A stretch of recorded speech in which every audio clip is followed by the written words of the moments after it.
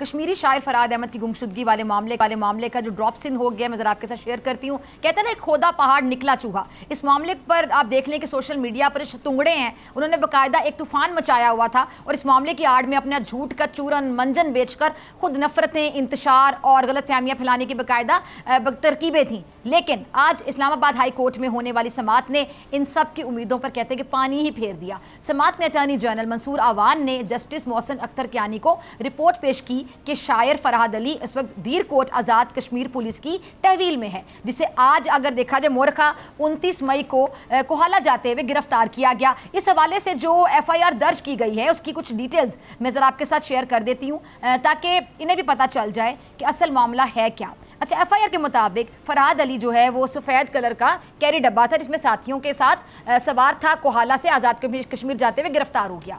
अच्छा, उन्हें जब कोहाला पुल पर पुलिस ने रोका तो फरहाद अली ने पुलिस एहलकारों के साथ बदतमीज़ी की, तल्ख कलामी की, जिस पर हुआ क्या जी, पुलिस उन्हें थाने ले गई। शनाख्त पे पता चला कि मुलजिम फरहाद अली आज़ाद कश्मीर में हालिया एहतजाजी मुजाहरों में सोशल मीडिया के ज़रिए इश्तियाल दिलाने के तहत दहशतगर्दी के मुकदमात में मतलूब है, जिस पर उसे गिरफ्तार कर लिया गया। और इस तरह कह लें कि ये जो नाम नेहा दानिश्वर हैं, सोशल मीडिया के गालम गलोच और प्रोपेगेंडा ब्रिगेड है, उसकी उम्मीदों पे एकदम से पानी फिर गया।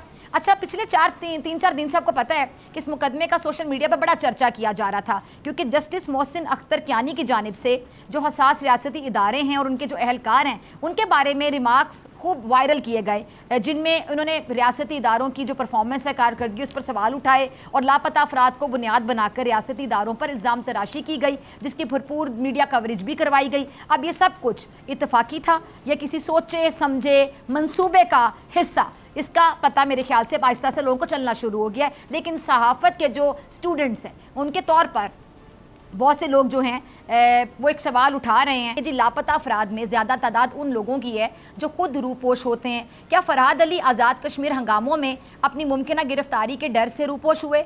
हालात नॉर्मल होने के बाद अब उनका अपने आबाई इलाके जाने का मकसद जो था वो था क्या? और सबसे बढ़कर सबसे आम सवाल तो ये बनता है ना कि जी अदलिया के जो मौजूद जज साहिबान हैं, जो अहम ओहदों पर बैठे हैं, उन्होंने बगैर किसी सबूत के रियासती इदारों पर इल्ज़ाम तराशी आखिर की क्यों?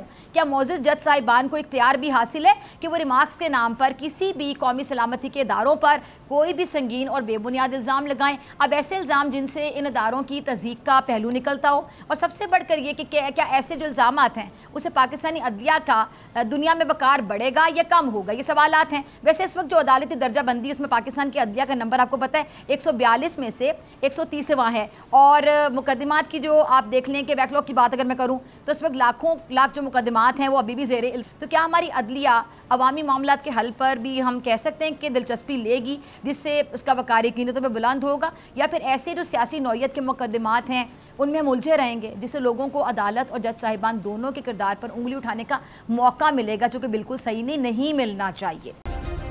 सब्सक्राइब करें और बेल दबाएं ताकि कोई खबर रह न जाए।